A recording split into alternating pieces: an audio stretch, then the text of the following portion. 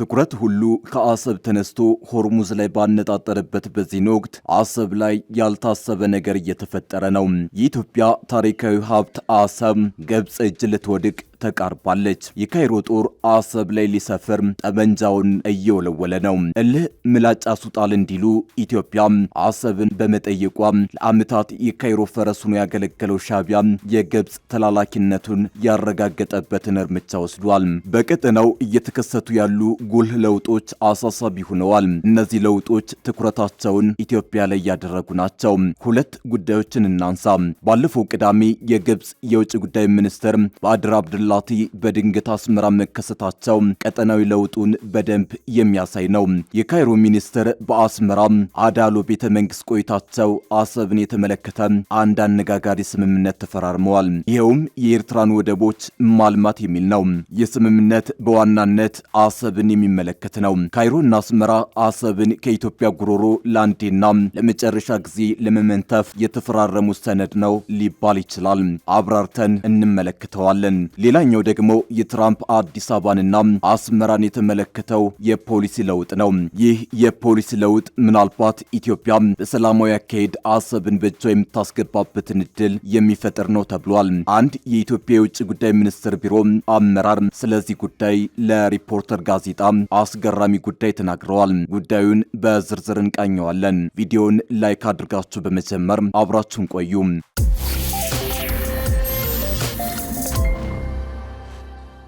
ከሰሞኑ የውጭ ጉዳይ ሚኒስትሩ ጌዲዮን ጢሞቴዎስ በአሜሪካ የውጭ ጉዳይ መስሪያ ቤት የፖለቲካ ጉዳዮች ምክትል ጸሐፊ ከሆኑት አሊሰን ሁከር ጋር የሁለትዮሽ ስምምነት ተፈራርመዋል። ሴትየዋ በአሜሪካ የውጭ ጉዳይ መስሪያ ቤት አራተኛዋ ቁልፍ ስልጣን ያላቸው ሲሆኑ የሀገራቸውን የሁለትዮሽ ግንኙነት የተመለከቱ ጉዳዮችን የሚመሩ እንዲሁም የአፍሪካ፣ የምስራቅ ኤስያና የፓሲፊክ ውቅያኖስ፣ የአውሮፓና ምስራቅ አውሮፓ ዓለም አቀፍ ድርጅቶች እነሱ የቅርብ ምስራቅ የሚሉት የመካከለኛው ምስራቅ፣ ደቡብና ደቡብ ምስራቅ ኤስያ፣ የምዕራባዊ ንፍቀ ክበብ ቀጠናዊ ጉዳዮችን የሚመለከቱ ቢሮዎችን የዕለት ተዕለት እንቅስቃሴ የሚከታተሉ ወሳኝ ስልጣን ያላቸው ናቸው።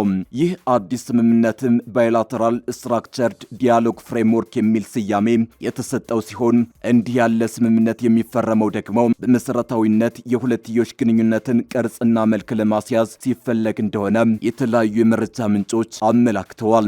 ይህ ስምምነት በዋናነት አራት መሰረታዊ አንጓዎችን ማጠንጠኛው ያደረገ እንደሆነ ታውቋል። የመጀመሪያው ኢትዮጵያ በህዝብ ብዛት በወታደራዊ በጂኦግራፊም ሆነ በሌላ መመዘኛ በቀጠናው ጠንካራ ተጽዕኖ ያላት ሀገር መሆኗን በመሰረታዊነት እውቅና የሚሰጥ ስምምነት መሆኑ ተጠቅሷል። ሁለተኛ ኢትዮጵያና አሜሪካ ለረጅም ጊዜ በጸረ ሽብር ዘመቻዎችም ሆነ ቀጠናዊ ደህንነት ማስከበር ላይ ጠንካራ የትብብር ልምድ የነበራቸው መሆኑን ይዞ የተነሳ ነው። ልክ እንደ ደህንነት ትብብሩ ሁሉ የኢኮኖሚ ዲፕሎማሲና የውድ ማዕድናት አጀንዳ በአሜሪካ የውጭ ግንኙነት ፖሊሲ ወሳኝ ትኩረት የተሰጠው መሆኑን ታሳቢ ያደረገ ነው። ኢትዮጵያ የባህር በር ባይኖራትም ለባህር በር ቅርብ በሆነ ቦታ ወሳኝ የጂኦፖለቲካ ጠቀሜታ ባለው ቀጠና የምትገኝ ሀገር መሆኗን ግምት ውስጥ ያስገባ ነው። በመጨረሻም ስምምነቱ አሜሪካ ከኢትዮጵያ ከቀጠናውም ሆነ ከአፍሪካ ሀገሮች ጋር ግንኙነቷን የማደስ ጠንካራ ፍላጎት ያላት መሆኑን ታሳቢ ያደረገ ስምምነት መሆኑም ተነግሯል። ለውጭ ጉዳይ ቅርበት ያላቸው አንድ የመረጃ ምንጭ ለሪፖርተር እንዳረጋገጡት አዲሱ ስምምነት አሜሪካ በኢትዮጵያ ላይ የምትከተለው ፖሊሲ ስር ነቀል በሆነ መንገድ መለወጡን ያመላክታል። ስማቸው እንዳይጠቀስ የፈለጉ የመረጃ ምንጩ ከዚህ ቀደም የሰብአዊ መብትና የዲሞክራሲ አያያዝ አጀንዳዎች አሁን ሙሉ ለሙሉ እንደተቀየሩ ስምምነቱ ማረጋገጡን ጠቁመዋል። በአሜሪካኖቹ ዘንድ አሁን ሙሉ ለሙሉ የፖሊሲ ለውጥ አለ። ይህ የውጭ ግንኙነት ፖሊሲ ለውጥ ደግሞ በኢትዮጵያ ወይም በአፍሪካ ቀንድ ብቻ ሳይሆን በመላው ዓለም ጭምር እየተተገበረ ያለ ነው። በእያንዳንዱ ሀገር የሚከተሉት ዝርዝር ፖሊሲ ይኖራል። በአጠቃላይ ግን ስናየው ከዚህ ቀደም ከምናየው ፖሊሲያቸው ብዙ ነገር ለውጠዋል። ከዚህ ቀደም በዓለም አቀፍ ደረጃ የነበራቸውን ኢኮኖሚያዊ፣ ፖለቲካዊና ወታደራዊ ፍጹማዊ የበላይነት ዳግም ማስመለስን ግብ ያደረገ ፖሊሲ ነው ይዘው የመጡት። ከዚህ ቀደም የአሜሪካ የውጭ ግንኙነት ፖሊሲ በ3 እና በ4 ጉዳዮች ላይ የታጠረ ነበር። አንዱ ሰላምና ጸጥታ፣ ሁለተኛው ዲሞክራሲ፣ ሶስተኛው ደግሞ ሰብአዊ መብት ሲሆን ከዚህ አለፍ ካለ መልካም አስተዳደርና እርዳታን የተመለከቱ ፖሊሲዎችን ትኩረት ሰጠው ሲያንጸባርቁ ነበር የሚታየው። በአሁኑ ወቅት ግን ንግድና ኢንቨስትመንትን ልዩ ትኩረት ሰጠውታል። ሰብአዊ መብትና ዲሞክራሲ ትልቅ ሞራላዊ ግምት የሚሰጣቸው እሴቶች መሆናቸው ባይተውም ነገር ግን በውጭ ግንኙነት ፖሊሲዎቻቸውም ሆነ በሚያደርጓቸው ስምምነቶች ከቅርብ ጊዜ ወዲህ ተደጋግሞ ሲጠቀሱ አይታዩም። እነዚህ የአሜሪካ መርሆችና እሴቶች ምናልባትም በሀገር ውስጥ በአሜሪካ ፖለቲከኞች መካከል የመከራከሪያ አጀንዳ መሆናቸው የሚቀጥል ነው የሚመስለው። ነገር ግን የአሜሪካን ጥቅምና ሀያልነት የማስከብረው እንደ ንግድና ኢንቨስትመንት ካሉ ጉዳዮች ቅድሚያ በመስጠት ነው የሚል ልሂቅ ወደ ፖለቲካቸው የመጣ ይመስላል። በእኔ ግምት በአሜሪካ ፖለቲካ አሁን ሁለት አይነት ልሂቃን የተፈጠሩ ይመስለኛል። አንዱ ቢሮክራሲውን የያዘ ነው። ይህ የአሜሪካን መርሆችና እሴቶች ላይ ትኩረት አድርጎ የሚንቀሳቀስ በቴክኖክራቶች የተሞላ የፖለቲካ ልሂቅ የሚባለው ነው። ሌላው የሀገሪቱን ቁንጮ የፖለቲካ ስልጣኖች የጨበጠ ልሂቅ ነው። ይህ ሀገሪቱን የመምራት ስልጣን የተቆጣጠረ ኃይል ደግሞ የአሜሪካን ጥቅምና ፍላጎት የማስጠብቅበት አዲስ መንገድ አለኝ ወይም ለውጥ አድርጋለሁ የሚል ነው። ንግድ፣ ኢንቨስትመንት፣ ቴክኖሎጂ፣ ማዕድንና ሌላም ቢዝነስ ተኮር ፖሊሲዎች ያስፈልጉናል የሚለው ይሄኛው ቡድን ነው። ስለሆነም ነባሩን የአሜሪካ ፖሊሲ ለውጥ የማድረግና ከዚህ ቀደም ያልተተገበሩ አሰራሮችን ይዞ የመምጣት ፍላጎት አለ የሚሉት የዲፕሎማሲ ባለሙያው በዚህ መነሻነትም ከኢትዮጵያ ጋር የተደረገው ስምምነትም አዳዲስ የፖሊሲ ለውጦችን በአሜሪካ በኩል ያዩበት መሆኑን አስረድተዋል። አሜሪካ ከኢትዮጵያ ጋር የተፈራረመችው ስምምነት ከኢትዮጵያ ጋር ይሁን እንጂ በአፍሪካ ቀንድና በቀይ ባህር ልትከተል ለምትፈልገው አዲስ ፖሊሲ ማስፈጸሚያ ተደርጎ የሚታይ መሆኑን የውጭ ጉዳይ ኢንስቲትዩት ድረገጽ ላይ የሰፈረ አንድ ሀተታ አስቀምጦታል። ከስምምነቱ አንደኛውና የመጀመሪያው ግብ ኢኮኖሚያዊ አጋርነት ሲሆን የመከላከያና የደህንነት አጋርነት፣ ቀጠናዊ ሰላምና መረጋጋት መፍጠር የመሳሰሉ ግቦችም እንዳሉት ዘርዝሮታል። ሀተታው እንደሚለው አሜሪካ የአፍሪካ ቀንድን ከመላው አፍሪካ ከፋርስ ባህረ ሰላጤና ከኤስያና ቀጠና ጋር የሚያገናኝ ወሳኝ የመረማመጃ ድልድይ አድርጋ መመልከት ጀምራለች። ስምምነቱ ከተተገበረ ለቀጠናው ሰላምና መረጋጋት ወሳኝ ጠቀሜታ አለው፣ እንዲሁም ኢኮኖሚያዊ ጠቀሜታ አለው ይለዋል። አክሎም ከራሷ ከአሜሪካ ጋርም ሆነ በቀጠናው ያሉ ዲፕሎማሲያዊ አለመግባባቶችን ከመፍታት በዘለለ የመናበብና የመግባባት ችግሮችንም እንደሚፈታ እምነቱን ይገልጻል። ጽሑፉ ባይገልጸውም በአፍሪካ ቀንድ ብዙ ያለመግባባት ችግሮች ይታያሉ። የሶማሊያ ቀውስ ገና ዘላቂ መፍትሄ አላገኘም። በሶማሊያ እንደ አልሸባብና አይኤስ የመሳሰሉ ለቀጠናው ስጋት የሆኑ አሸባሪ ቡድኖች አሁንም ይንቀሳቀሳሉ። በደቡብ ሱዳንም ቢሆን ልክ እንደ ሶማሊያ ዲሞክራሲያዊ ምርጫና ዲሞክራሲያዊ የፖለቲካ ሽግግር ማድረግ አልተቻለም። የቆዩ የጸጥታ ስጋቶች አሁንም እንዳሉ ሲሆኑ ደቡብ ሱዳን በቀላል እንቅፋት ወደ ቀደመ የጦርነት ታሪኳ ልትመለስ የምትችልበት እድል ሰፊ ነው። ሰሜን ሱዳን ትኩስ ጦርነት ውስጥ ትገኛለች። የሱዳን ጦርነት ከራሱ አልፎ እንደ ኢትዮጵያ ላሉ የጎረቤት ሀገሮች ከባድ ስጋት እንደሆነ ይገኛል። ከሁሉ በላይ ደግሞ የሱዳኑ ጦርነት የአፍሪካ ቀንድና የመካከለኛው ምስራቅ ሀገሮችን ልክ እንደ ተፋላሚዎች ሁሉ ለሁለት ጎራ የከፈለ ቀጠናዊ ችግር ሆኖ ይገኛል።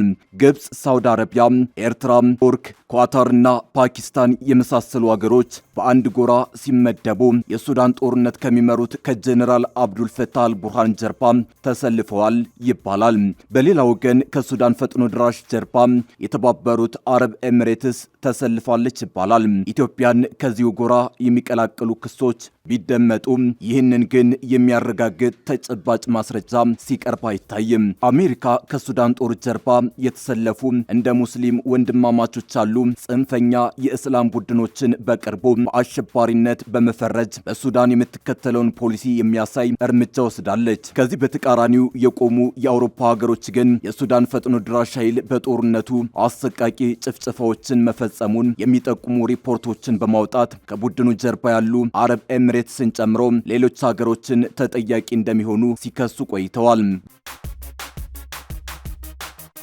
በቀጠናው እንደ ኢትዮጵያ ያሉ ሀገሮችም ቢሆን ወደ ቀውስ የመግባት ስጋት አላቸው ተብለው ይጠቀሳሉ።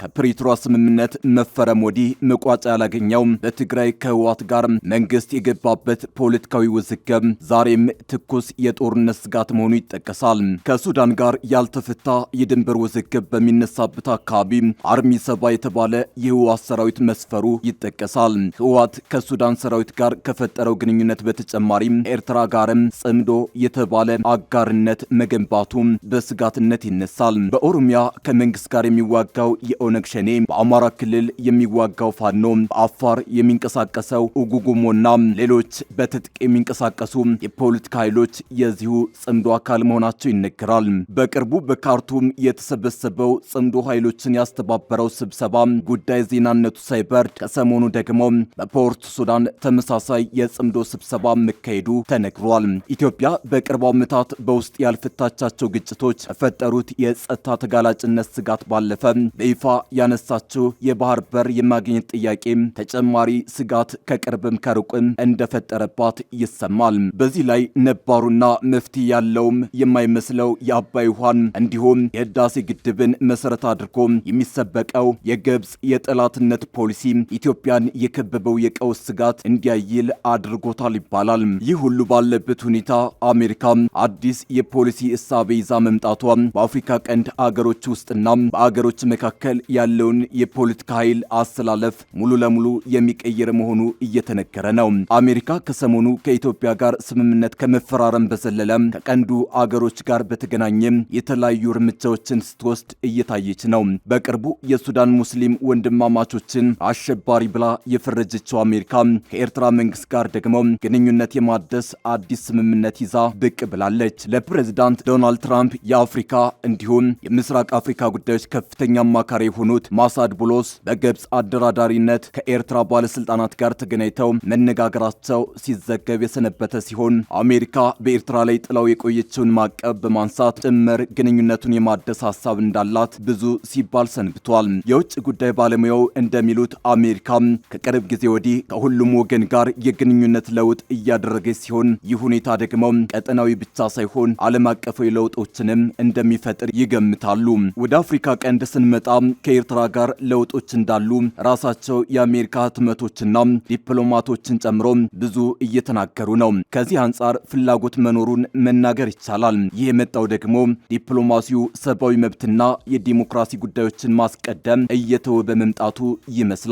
በኤርትራ የፖለቲካ ስርዓቱ ራሱን ሪፎርም አድርጎ ፓርላማና ምርጫ የሚባሉ ነገሮችን ፈጥሮ የተገኘ ውጤት አይደለም። አሜሪካኖቹ ማንም ይሁን በአፍሪካ ቀንድና በቀይ ባህር ክልል ጥቅሞቻችንን ሊያስጠብቅ ከሚችል ወገን ጋር ጥሩ ስምምነት መፈራረም አለብን በማለታቸው ነው የመጣው። ከኤርትራ ጋር ያለው ግንኙነት የማደስ ፍላጎት ደግሞ በእኔ ግምት የፋርስ ባህረ ሰላጤው መተላለፊያ ሆርሙዝ ሰርጥ አደጋ ውስጥ ስለገባ ጭምር የሚደረግ ጥረት መሆኑን እረዳለሁ። የኤርትራና የአሜሪካን ግንኙነት ለማደስ ደግሞ የሚያመቻቹት ግብጾች እንደሆኑ ታውቋል። ግብጾች ይህን የሚያደርጉት ለራሳቸው ፍላጎት ብለው እንደሆነ ይታወቃል። ኤርትራን ወደ አሜሪካ ንፍቀ ክበብ በማስገባት የኢትዮጵያን የባህር በር ማግኘት ጥረት መግታት እችላለሁ ብላ ግብጽ ታስባለች። በአባይ ጉዳይና በህዳሴ ግድብ አጀንዳ በኢትዮጵያ ላይ ለከፈተችው ከበባ በማድረግ ማስጨነቅና የጠላትነት ፖሊሲ ከአሜሪካ ድጋፍ ማግኘትም ግብጽ ትፈልጋለች። ግብጽ ካላት የቆየ ፍላጎት ተነስተን አሜሪካና ኤርትራን የማቀራረብ ጥረቷ በኢትዮጵያ ላይ ነጥብ የምታስቆጥርበት እንዲሆን መፈለጓ የማይቀር ነው ብለን መደምደም እንችላለን በማለት አስረድተዋል። የዲፕሎማሲ ባለሙያው እንደሚናገሩት የአሜሪካ የፖሊሲ ለውጥ በኢትዮጵያና በአፍሪካ ቀንድ አሉታዊም አዎንታዊም ውጤት ሊኖረው ይችላል። ከዚህ የፖሊሲ ለውጥ ተጠቅመው የራሳቸውን ጥቅም ለመውሰድ ከሚራወጡ ሀገሮች በዘለለ በቀጠናዊ ግንኙነት ላይ አዎንታዊ ውጤት ሊመጣ እንደሚችል አመልክተዋል። የአሜሪካ አዲስ አቀራረብ ኤርትራን ከኢትዮጵያ ጋር የማስታረቅ ውጤት ሊኖረው ይችላል።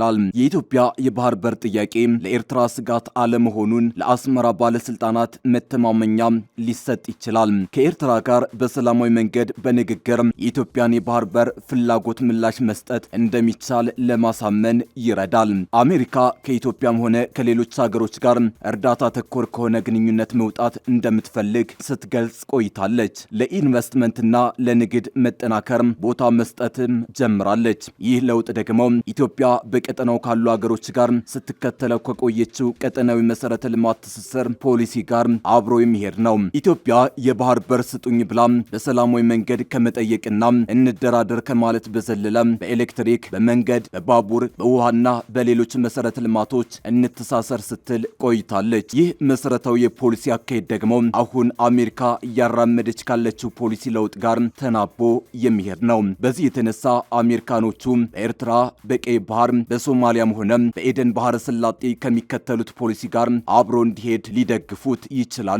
ከኤርትራ ጋር ውይይት ተደርጎ አሜሪካና ኤርትራ ግንኙነታቸው የሚታደስ ከሆነ ከኢትዮጵያ ጋር የተፈራረሙት ስምምነትም አብሮ ተናቦ እንዲሄድላቸው አሜሪካኖቹ በእርግጠኝነት ይፈልጋሉ ብዬ እገምታለሁ። ስለዚህ በኢትዮጵያና በኤርትራ መካከል ያለው ውጥረት እንዲቆምና ወደ ድርድር እንዲገባ ግፊት ያደርጋሉ ብዬ እገምታለሁ። ይህን ካደረጉ ደግሞ የኢትዮጵያ የባህር በር ማግኘት እድል ይሰፋል በማለት የአሜሪካ ፖሊሲ ለውጥ ለቀጠናዊ ግንኙነቶች መለወጥ ምክንያት ሊሆን እንደሚችል አብራርተዋል።